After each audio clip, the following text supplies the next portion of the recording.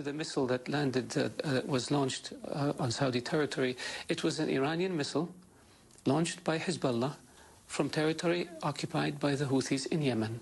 The missile is very similar to a missile that was launched in July at the town of Yanbu. It was manufactured in Iran.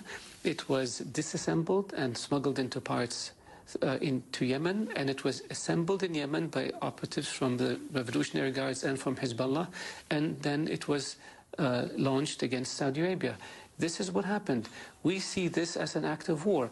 Iran cannot lob missiles at Saudi cities and towns and expect us not to take steps vis-à-vis Iran.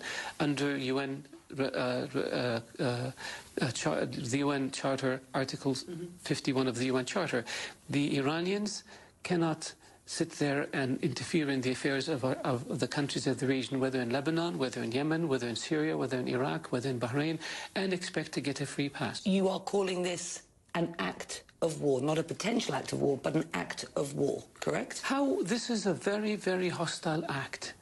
And this is not the first time that missiles have been lobbed at Saudi Arabia. Iranian missiles by Iran's proxies. Who are the Houthis and what are Hezbollah? They're subsidies of the Iranian Revolutionary Guards. What evidence do you have of that?